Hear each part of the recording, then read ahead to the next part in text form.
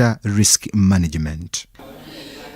We have often been frustrated by this delay. This process started in close to 2019, way back. Up to today, we don't have a bill. So our coming in today was to call for that bill process to be expedited.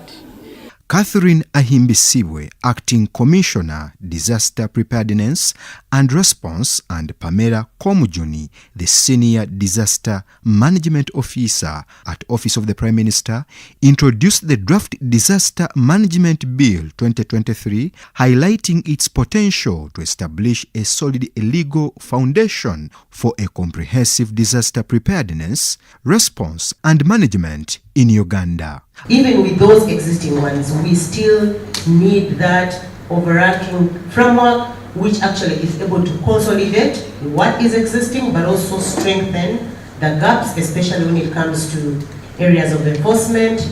As Uganda moves towards a more proactive approach to disaster management, stakeholders unite their commitment to enact legislation that will safeguard the nation against the unpredictable forces of nature.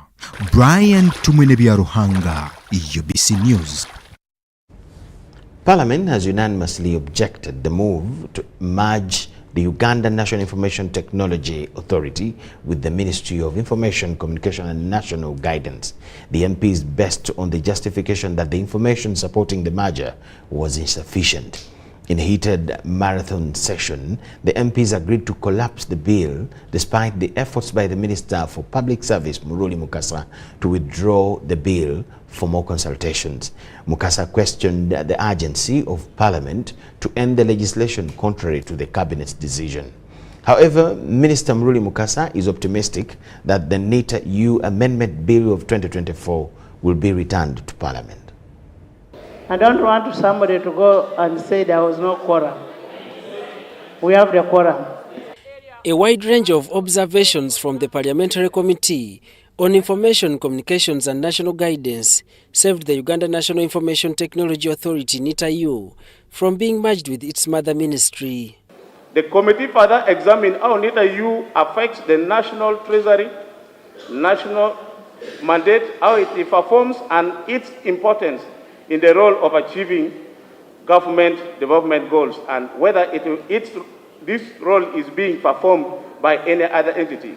The report of the ICT Committee highly opposes disbanding the NITA-U Act, with a projection that the move would highly have a negative impact, causing disruption to critical government systems such as electronic migration, performance budget and government payment. 2024-2025, it is projected that NITA-U will generate 64 billion.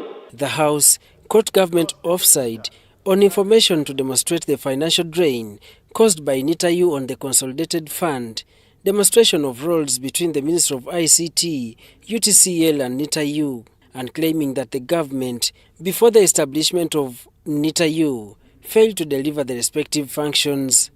The lack of oversight over the performance of the functions currently performed by NITA-U, if NITA-U is mainstreamed with the ministry, and that will be acting like a judge and a jury. The Minister for Public Service, Muruli Mukasa, tried tooth and nail to convince the House to accord government more time to address the demands, but in vain.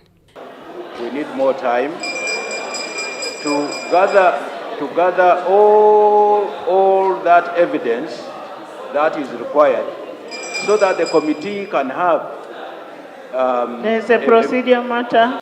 In view of the fact that we have found out that the study was not done qualitatively and qualitatively. At this point, the MPs supported the motion to close the debate on the NITA-U Amendment Bill 2024 and proceed for the second reading. At a personal level, I support rationalization and a smaller government. But for them to roll back the huge structure they have created, they need to do it systematically. They need to look for the right justification. They are now doing it like a mob, because we should have debated for everybody to appreciate. But the bill collapsed at its second reading.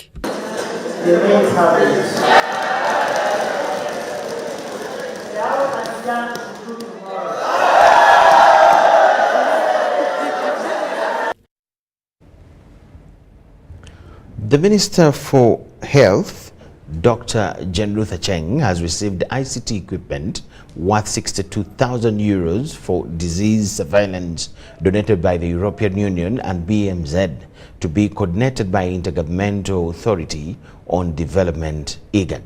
Acheng noted that the ICT equipment donated will elevate data management practices, making disease surveillance more efficient and streamlined. Acheng made the remarks during handover ceremony of ICT equipment that will be distributed to various border points.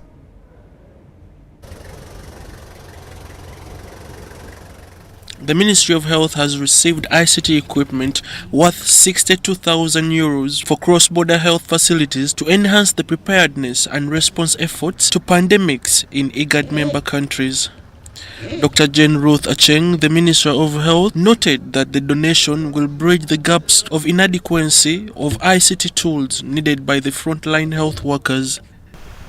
The procured hardware seeks to elevate data management practices across the entire data pipeline in making disease surveillance more efficient, streamlined, and timely. We believe that this will empower the health workers to monitor and report diseases effectively and ultimately reaching millions of Ugandans in underserved areas. The handover is part of EU's response to the call of action by the head of states of IGAD countries in 2020. The ICT consignment includes 34 desktops, 9 laptops, 4 tables, among others, that will be dispatched to cross-border sites of Busia, Malaba, Elegu, Musafu, Tororo, and Amuro. The equipment will be integrated within the existing IDSR system and also allow exchange of health data for disease surveillance systems at various levels. One of the key things that we've been able to do is that we've ensured that we are also including other diseases into the platform. Initially starting with COVID, which is sort of now easing off, and we are talking about now the other diseases that are a major concern and that can cause outbreaks. This project not only aids in the fight against COVID-19, but has also significantly contributed to strengthening disease surveillance systems and collaboration in the IGAD region. I believe there's much more to be done in the field of pandemic preparedness, especially at our cross borders. Therefore, I would like to urge our development partners to continue with this kind of support, which helps in strengthening Uganda's disease surveillance system. The initiative aims at implementing regional, transnational, and real-time monitoring and analysis system in the IGAD region, and will also allow flow of health information and data between IGAD member states towards containment and control of pandemic and prevention of propagation across borders. Komagum Rogers and Zahara Wigaba for UBC. From Ministry of Health, we'll take a very short break. Don't go anywhere. We have more to give you.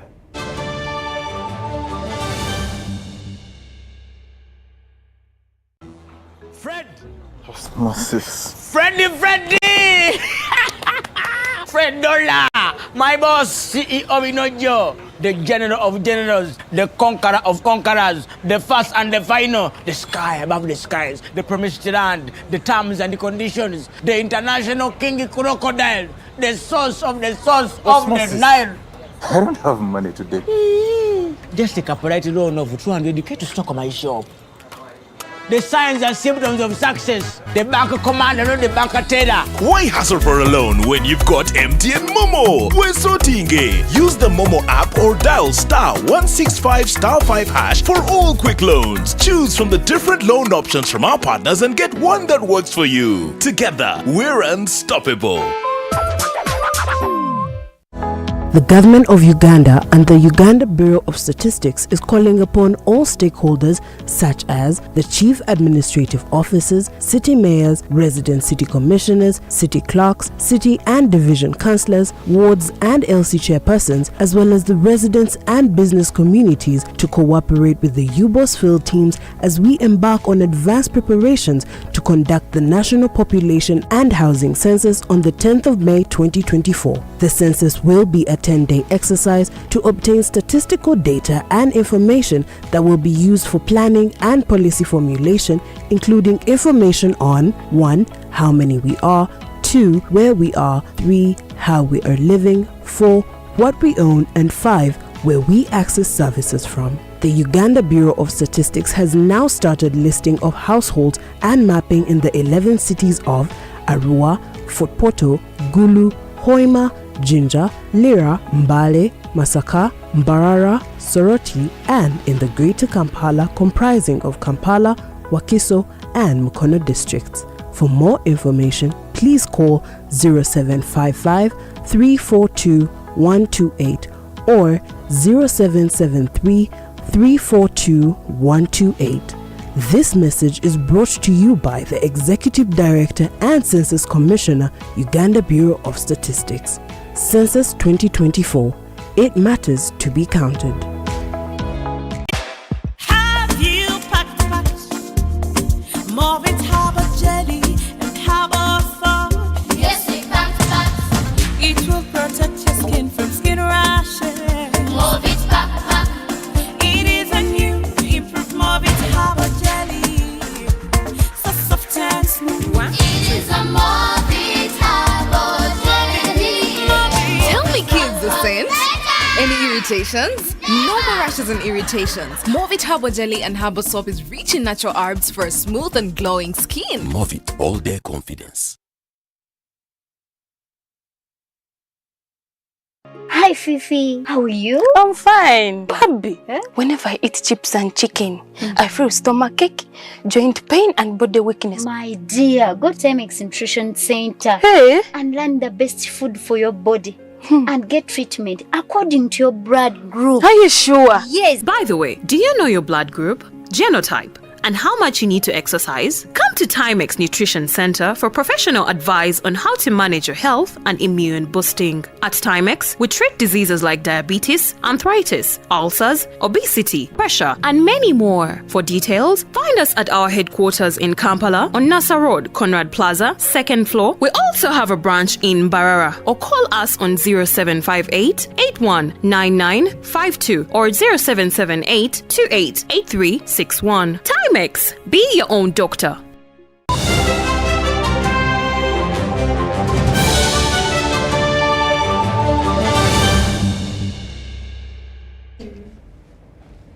UBC News Tonight, we thank you so much for watching and welcome back from the break. Government of Uganda has been credited for a good dream of skilling Uganda and emphasizing the new curriculum in lower secondary school levels. This has enabled Ugandans to attain skills from various institutions of learning across the country, both private and government. At St. Mary's Technical Institute, Chamuhunga in Bushenyi district, we found students doing hands-on lessons but expressed need for more emphasis on equipment provision to help them do the job perfectly well. Heads of department, including electrical installation, bricklaying and plumbing, tell us how lack of equipment derails a project that many are now embracing. The principal of the school, Pius Obonyo, extends his thanks to President Museveni and the NRM government for coming up with the idea of skilling Uganda, which is tremendously solving the problem of unemployment.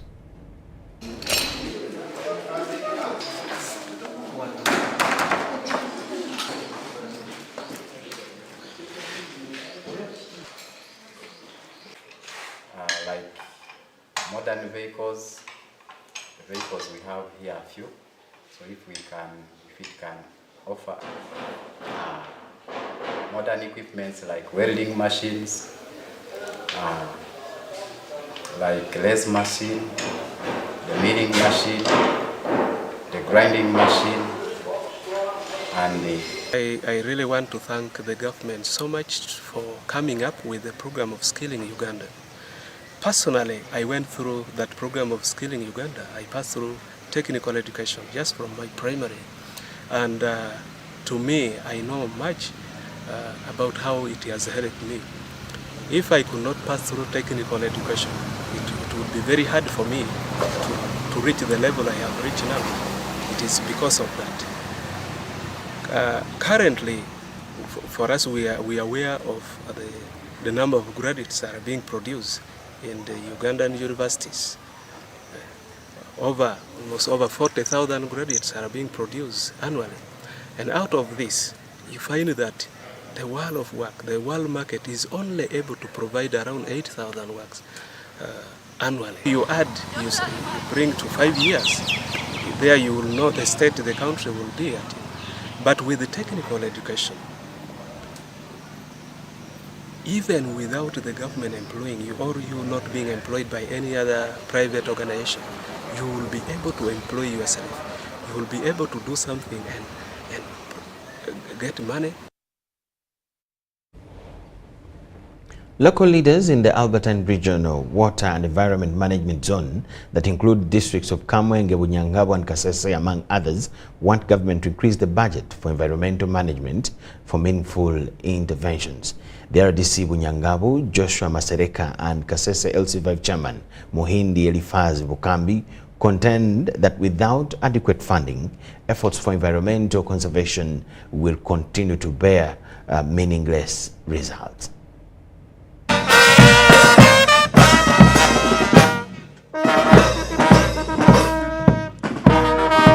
Government's small budgetary allocation for activities relating to environment has been cited as a major bottleneck in the struggle to foster conservation and restoration of the depleted ecosystems. Looking at the budget, the environment department only gets 17 million in a year. So 17 million can't do anything at all. I kindly ask the Ministry of Water and Environment to make sure they facilitate these local governments to protect the environment properly. This was re-echoed by Bwambale Javesius, who represented Kasese LC5 Chairman Mohindi Elifaz Bukambi as Kasese Municipal Council hosted the 518-kilometer walk participants. Tell the people to conserve the environment, tell the people that Mother Earth is our mother, and if we destroy our mother, we shall be doomed for centuries and centuries, and completely the world will perish. Therefore, these projects should be supported, more support. Please, implementing partners, come in with more support. I know you solicit support from here and there, but particularly from government. We shall call upon government to increase the budget so that we can support the projects along the way. While by close of business Wednesday, walkers for environment had covered over 100 kilometers of the 518-kilometer walk from Fort Portal to Kampala. It has been very successful. Only yesterday we were a little bit disrupted by rain, but of course this is part of our activity, and water comes as a blessing, so we had to walk through rain. For the next 2 weeks, a team of 15 walkers will be trekking for hundreds of kilometers with the sole aim of creating awareness in the fight against environmental degradation, but also adaptation to climate change. I'm Nafka Farida and Dokas Kimono. The Supreme Court has issued directives in multiple appeal cases presented before it. In an appeal filed by the Attorney General challenging the Constitutional Court's decision to reinstate Mitiana Municipality MP Francis Zake as a Commissioner of Parliament, both parties have been directed to submit written submissions. Simultaneously, the court has ordered Professor George Wilson Kanyihamba to file written submission by the 14th of March 2024 in his appeal challenging the Constitutional Court's decision that dismissed his petition against the removal of bail for capital offenders.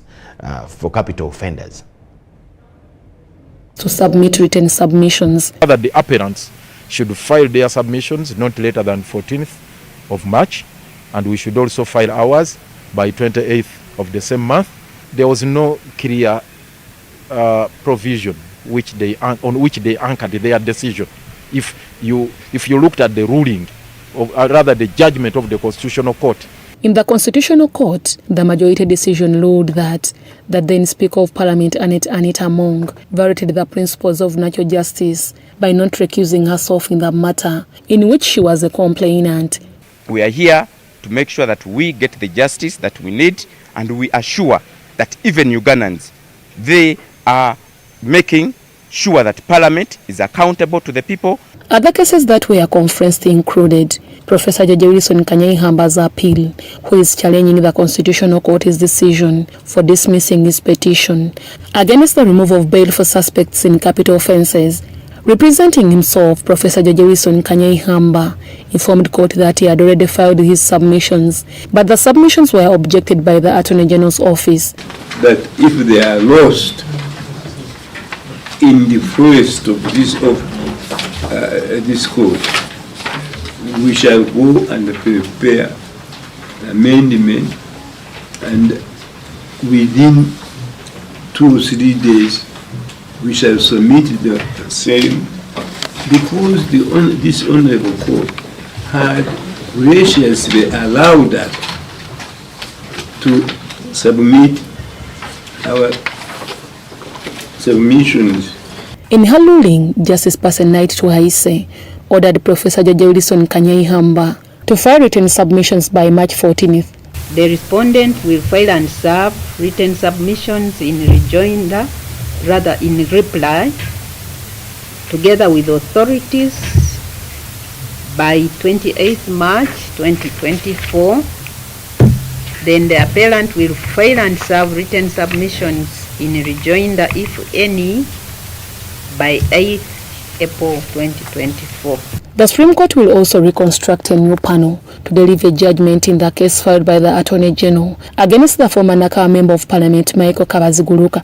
Well, in the course of waiting for judgment after making our submissions, unfortunately, we lost 2 justices of the Supreme Court, the Honorable Justice Obituary. Our argument is that the stay of execution is supposed to be interim. Secondly, the stay does not affect a declaration of court. So as far as the court system, as far as the Constitution and the law is concerned in this country, there is no court in the court martial. In this case, the Attorney General is challenging the Constitutional Court's decision when it agreed with Kabaziguruka's petition that court martial has no powers to try civilians. Deborah Namamonde, UBC News.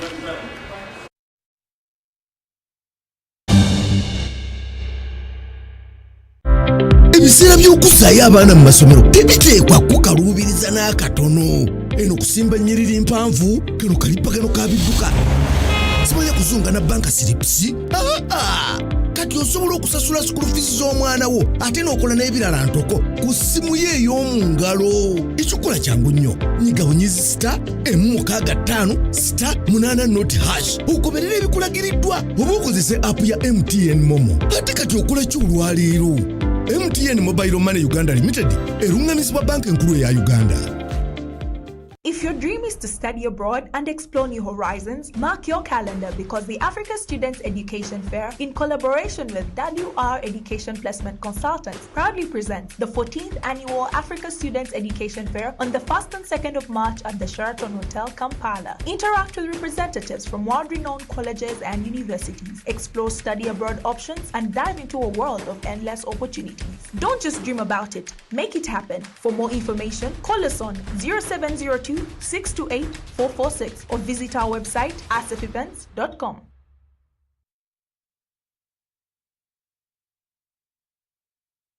Hi, my name is Dennis Masindo Nyango, former Uganda Cranes captain and goalkeeper. My kind of a tank at home is a Crest tank. I use it at the farm and at home. I recommend it for everyone.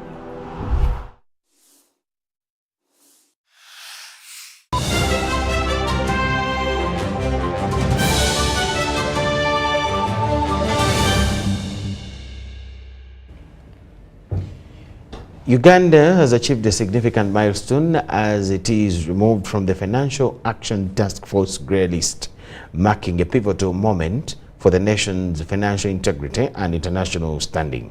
Matia Kasaija, Minister for Finance, Planning and Economic Development, expressed gratitude towards FATF for recognizing Uganda's efforts in combating money laundering and terrorist financing. The Financial Action Task Force is a global intergovernmental body entrusted with the responsibility of ensuring governments combat various financial threats, including money laundering, terrorist financing, and proliferation risks. Matia Kasieja, the finance minister, emphasized the importance of this development, highlighting its potential to enhance confidence in Uganda's economy and attract more foreign direct investment. We have passed an important milestone on our pathway to prosperity.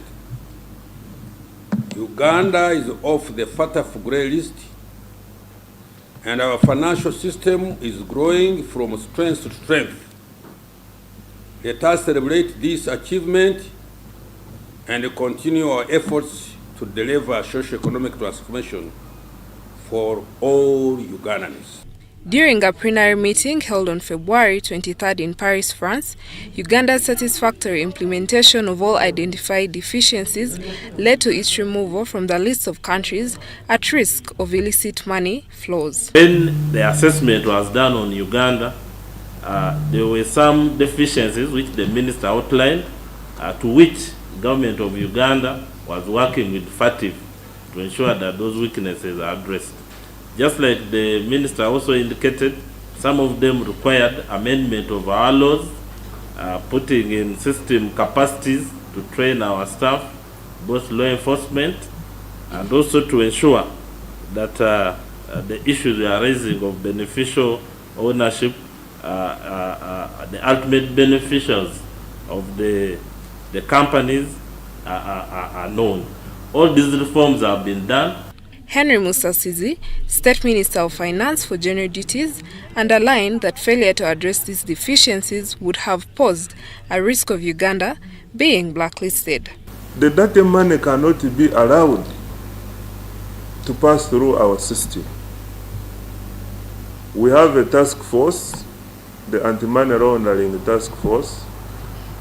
It has been working, but we want to strengthen to ensure that it is efficient, to ensure that it fast tracks and monitors all possibilities of backsliding and ensure that they don't happen again.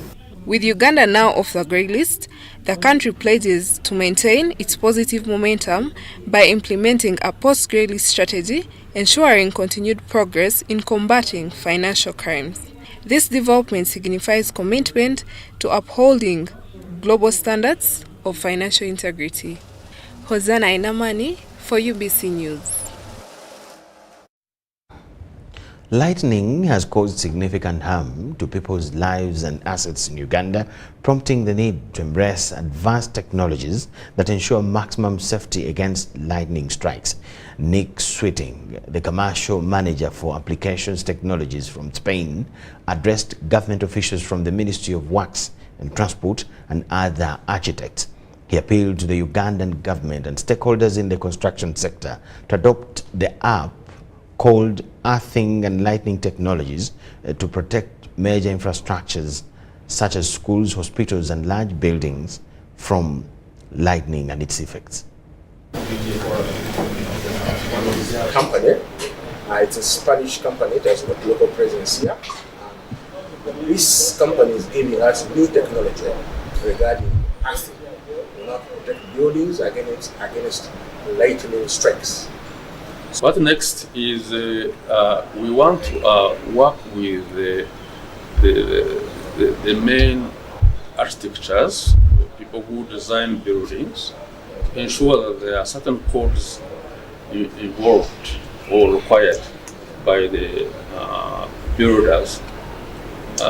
Include these codes or requirements in putting up major infrastructure projects. Let it be schools, let it be hospitals, let it be all these big arenas and stadiums where the public gathers.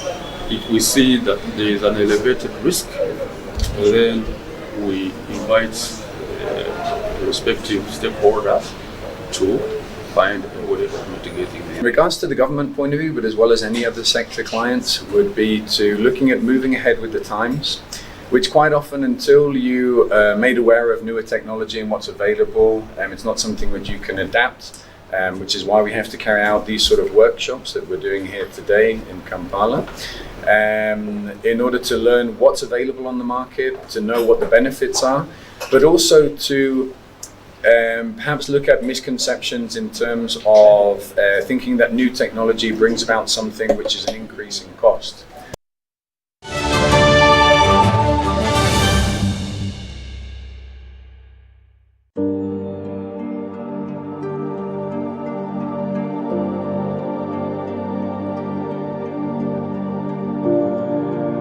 As Uganda and as UBTS, we are hosting a high-level scientific blood transplant congress from the 4th to the 7th of March at Peak Resort, Munyonyo.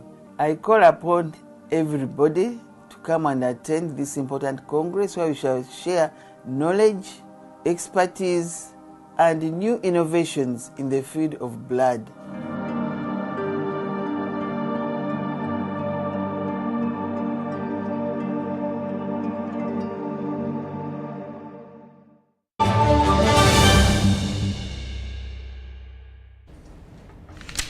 Uganda's team to represent at the first series of the 2024 Pentathlon World Cup next month are undergoing final preparations. The World Cup is to be hosted in Egypt starting the 5th of March till the 10th of March 2024. 5th March till 10th compete in the first series of the 2024 Pentathlon World Cup in Cairo, Egypt. Uganda will be represented by 3 athletes, and these are well-known swimmers Rashida Najuma, Masho Miro, and debutant pentathlete Arnold Kisulu. Yeah, I'm looking forward to it because it's a new sport for me. I used to swim, so even if it's going to be a challenge, I'm up to the challenge. So I'm quite excited to go and represent the country and see how well I can do, because it will help me build on future events like this that I go for. So. Having won a medal for Uganda on debut at the 2023 Africa Oceania Pentathlon Championships last September, Masho Miro is optimistic. This time around, this being a world competition, is going to be much difficult, much more intense, because we're now facing all the best athletes from the world, and hopefully we can do our best and learn and continue learning and growing for the country, so that this can be a stepping stone for us as athletes from Uganda, so that we can be able to be ready for the future competitions as well.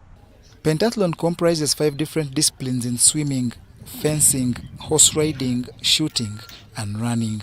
The World Cup in Egypt will be Uganda's 3rd international appearance in the last 2 years, as they aim to grow and develop at the international level. After the first series in March, the 2nd and 3rd will transpire in Europe in the months of April and May. This will be followed by the African Championships in June, as athletes world over aim to attain points for the Summer Olympic Games in Paris. We wish the team the best, especially our own Masho Miro, who is also the team captain. Now, to end with, just a reminder, His Excellency the President, Yoweri Kaguta Museveni, will address the nation tomorrow. That will be on the 29th of February, Thursday, 2024 at 8 p.m. During his address, the President will focus on the crucial topic, that is wealth creation, and he aims to shed light on the challenge faced by many who are well acquainted with wealth consumption other than wealth creation. The address will be aired live on all radio and television stations as well as digital platforms. So please do not miss, tune in and get to share the information. My name is Micheal Jordan Lukomwa with Elizabeth Nakakon and the whole team. Wish you the best of the night. Tonight we have Behind the Headlines at 10 p.m. So keep it here. Do not miss. Bye-bye.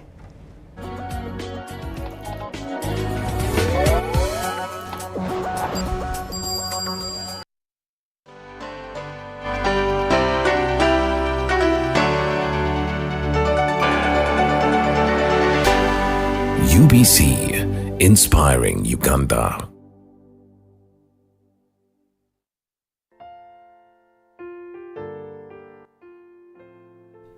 The family of the Reverend Canon Erasmus Bitarabeho announces the demise of their dear father, Reverend Canon Erasmus Bitarabeho, which occurred on Monday, the 26th of February 2024, at his home in Rugaramakabale. There will be vigil at their family home in Rugaramakabale on Wednesday, the 28th of February 2024. Then on Thursday, the 29th of February 2024, there will be a funeral service at St. Paul's Cathedral, Rugaramakabare, starting at 12 p.m. Then at 6 p.m., there will be vigil at their family home in Karorwa, Kabale. Then on Friday, the 1st of March 2024, at 12 p.m., there will be a funeral service at St. John's Church of Uganda, Karorwa, Bukinda, followed by burial at their family home. May his soul rest in eternal peace.